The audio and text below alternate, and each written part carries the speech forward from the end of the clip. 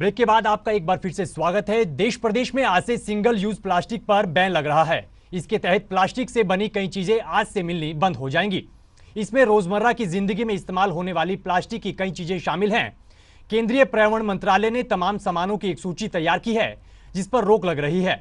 मंत्रालय की ओर से स्पष्ट कर दिया गया है कि अगर कोई सिंगल यूज प्लास्टिक का इस्तेमाल करता है तो उसे दंड किया जाएगा। ये बहुत ही सराहनीय कदम है जो कि पर्यावरण को बहुत ज़्यादा नुकसान पहुंचा रहा था, और मैं समझता हूं कि जो कार्य सरकार द्वारा किया जा रहा है हमें भी इसमें पूर्ण रूप से सहयोग करना चाहिए।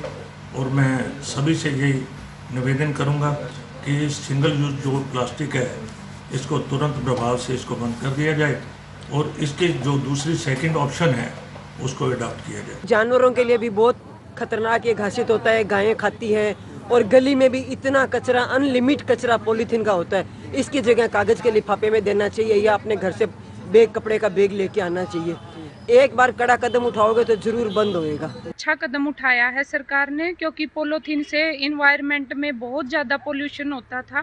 ये डाइएबल नहीं होता, ये कभी भी डाइल्यूट नहीं होता। पॉलीथीन के कारण हर चीज़ का पोल्यूशन बढ़ता था। जैसे गाय थी, आवारा पशु थे, वो इनको खा भी जाते थे तो ज़्यादा बीमारियां बढ़ती थी। और ज़मीन में भी इनका कचरा नहीं बनता। जितने भी हो कागज के या कपड़े के बने हुए ही पॉलीथीन हमें यूज करने चाहिए, जिनको हम दोबारा से रीयूज भी कर सकते हैं। वहीं गुरुग्राम में सिंगल यूज प्लास्टिक का बैन का असर पहले दिन देखने को नहीं मिला है। सब्जी मंडी में धड़ल्ले से पॉलिथीन का इस्तेमाल साफ होता नजर आया। कुछ दुकानदार ये बहाना बनाते हुए नजर आए कि पहले का स्टॉक बचा है, तो कुछ दुकानदारों से बातचीत में उनका दर्द साफ झलकता हुआ नजर आया। उन्होंने कहा कि इसके अलावा कोई विकल्प अभी उनके पास मौजूद नहीं है। भाई बहुत बुरा नुकसान हुआ है, आगे पता नहीं क्या चलता है क्या नहीं चलता। अब इनकी पॉलिसी का तो कुछ नहीं पता।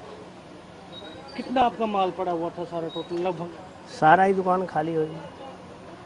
अभी आप क्या कर रहे हैं? सारा घर शिफ्ट कर रहे हैं यहाँ से। दुकानदारी तो बिल्कुल खराब हुई पड़ी है। हमने तो देखो बंद कर दिया। हम ग्राहक से भी थैले कह रहे हैं, ऑप्शन है हमारे पास, 10-15 रुपये का थैला पड़ता है, 2-4 रुपये की थैली पड़ती है, हम दे देते हैं ग्राहक को। पर ग्राहक, अब मेरा पनीर का काम है, मेरे को 1 पाव पनीर देनी है, मैं घर से क्या कहूँगा किसी को कटोरी लो। टोटल 14 टीम्स हमने बनाई हैं गुड़गांव में। इसमें जो एमसीजी, एमसीएम के अधिकारी हैं, नगर परिषद, नगर पालिकाओं के हैं, पॉल्यूशन कंट्रोल बोर्ड के हैं, और उनको जिम्मा दिया गया है कि जहां पे भी सिंगल यूज़ प्लास्टिक देखें तो लोगों को सेंसिटाइज भी करें, उनकी चालानिंग भी करें, और डिपेंडिंग अपॉन की कितनी क्वांटिटी प्लास्टिक की वसूल होती है, बरामद होती है, उस आधार पे 500 से लेकर के 25,000 तक का जुर्माना लगाने का प्रावधान है।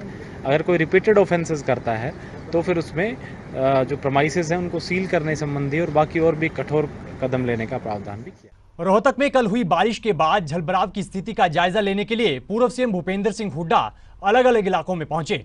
इस दौरान मनोहर सरकार के खिलाफ लोगों का गुस्सा साफ देखने को मिला। भूपेंद्र सिंह हुड्डा ने कहा कि प्रशासन की लापरवाही की वजह से शहर में ऐसे हालात बन रहे हैं, लोग परेशान हो रहे हैं, जबकि प्रशासन मौन है। भूपेंद्र सिंह हुड्डा ने कहा कि जल्द पानी की निकासी होनी चाहिए और लोगों को हुए नुकसान का मुआवजा उन्हें जल्द दिया जाना चाहिए। साथ ही उन्होंने कहा कि अमृत योजना में हुए कथित घोटाले का नतीजा आज सभी के सामने है। ये जो हालात बने हैं, बारिश आई है, पानी पड़ा है, लेकिन जो आज हालात जो हैं प्रशासन की लापरवाही से, और जो जिस प्रकार से मदद मिलनी चाहिए लोगों को वैसी मदद नहीं मिल रही। अब लोग सब सामान खराब हो गया है, इन्हें कंपनसेशन देना चाहिए और वार फुटिंग पे इनकी मदद करनी चाहिए, आना चाहिए बाहर। अब एक लगा रखा है, इतना पानी भरा है, यहाँ तो कम से कम 10 पंप लगने चाहिए थे ताकि जल्दी से जल्दी इनकी खाली हो। और ये बूस्टर जो कि बूस्टर वाला चला ही नहीं रहा, सिर्फ इस वजह से कि मेरे 55 लाख रुपए पेमेंट नहीं मिली। इतनी भ्रष्ट सरकार, सिर्फ भ्रष्टाचार। अमृत योजना में सैकड़ों करोड़ आए, अगर वो सही प्रयोग होता तो आज ये दिन नहीं देखने पड़ते हरियाणा के लोगों को। इधर सिरसा में इनेलो विधायक अभय चौटाला अपने निवास पर मीडिया से रूबरू हुए। मीडिया से बातचीत में अभय चौटाला ने बड़ा आरोप जड़ा। उन्होंने कहा कि राज्यसभा चुनाव में कुछ विधायकों ने पैसे लेकर वोट दिए थे और इस बात का उनके पास पुख्ता सबूत है।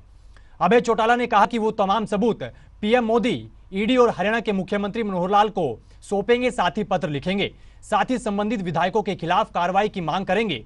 इस दौरान अभय चौटाला ने पूर्व सीएम भूपेंद्र सिंह हुड्डा को भी अपने निशाने पर लिया।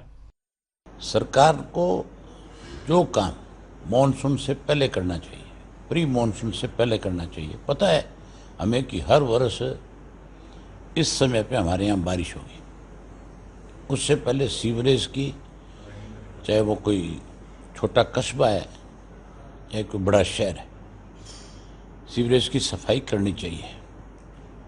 अगर सीवरेज साफ होंगे, ये तो हो सकता है कि ज़्यादा बारिश की वजह से ओवरफ्लो हो जाए कई बार, लेकिन ऐसा नहीं हो सकता कि वो पानी लगातार खड़ा रहे।